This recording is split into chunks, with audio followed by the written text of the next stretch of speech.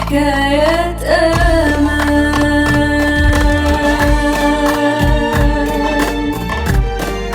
حكاية الغدر اللي هزت رشيد والدنيا كلها.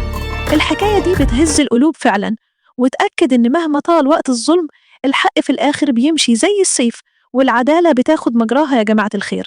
وحدوا الله واسمعوا الحكاية دي بقلبكم. حكاية دم وخيانة وشهامة مصرية أصيلة.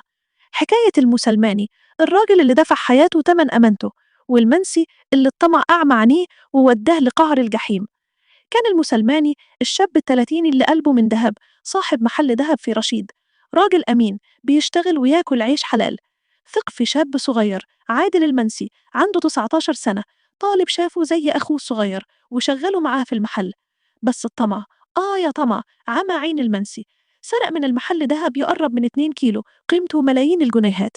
لما المسلماني واجهه بالدليل القاطع ما ندمش ولا استحى، هرب زي الفئران وفص ملح وداب. المسلماني حرر محضر سرقة وصدر حكم غيابي بحبس منسي. من هنا قلب منسي الدنيا وقال ده خرب مستقبلي، ومن يومها وهو بيخطط للانتقام. الغل والحقد ملأ قلبه وقرر يخلص على المسلماني نهائي. يوم الوقفة، يوم الغدر الأسود اللي محدش هينساه، يوم 6 يونيو 2025، يوم وقفة عيد الأضحى. الناس بتفرح وتجهز للعيد والقلوب مليانة أمل وتكبير. بس المنسي وسيفه اللي سوى سيف الدين 19 سنة برضه كانوا بيخططوا للجريمة ببرود الدم. ركبوا موتوسيكل وفضلوا يدوروا في شوارع رشيد زي الذئاب الجعانة يراقبوا المسلماني. أول ما شافوا عربيته المنسي نداه بصوت فيه خبث: تعال نتكلم ونخلص الموضوع ودي ونحل الخلاف. المسلماني بقلبه الأبيض وطيبته اللي ما تعرفش الغدر نزل من العربية عشان يسمع الكلام، وفي اللحظة دي الفخ انفتح.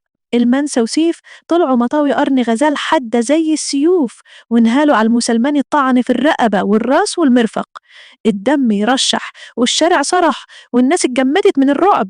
بس في وسط الجحيم ده ظهر الجدع الحقيقي، الدباني صاحب المسلماني واللي بيشتغل معاه 29 سنة.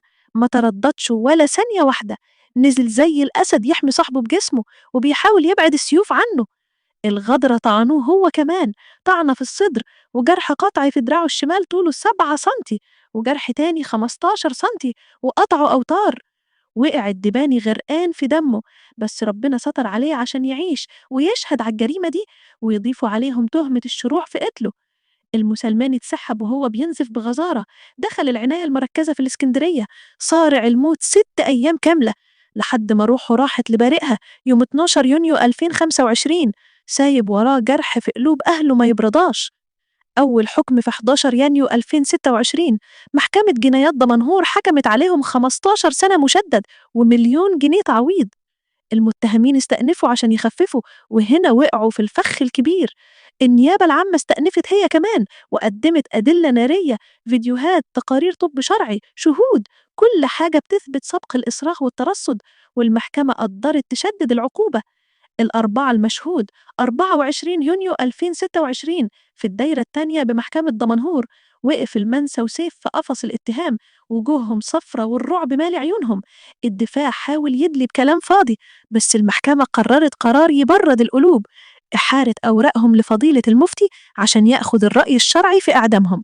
في القفص بكاء هستيري وصدمة، بره القاعة زغاريد وصرخات فرحة، وأم المسلماني وقعت على ركبتيها تبكي وتقول بصوت مكسور: نام وارتاح يا حبيبي، حقك رجع يا ابني يا قرة عيني، هاخد عزائك النهاردة ووجع قلبي برد يا غالي. الخلاصة يا جماعة، جايز نشوف العدالة بتمشي ببطء، بس في الآخر بتيجي زي الصعقة. الغدر ما بيمرش، والدم البريء ليه رب ما بينامش. العدل الإلهي فوق كل شيء، وتأخير الحساب ليس غفلة، حاشا لله، وإنما هو لحكمة بالغة، ولحين يأتي الوقت المناسب الذي تظهر فيه الحقوق وتتحقق فيه العدالة المطلقة. الله سبحانه وتعالى يعطي الجميع الفرصة والوقت، لكنه لا ينسى مثقال ذرة.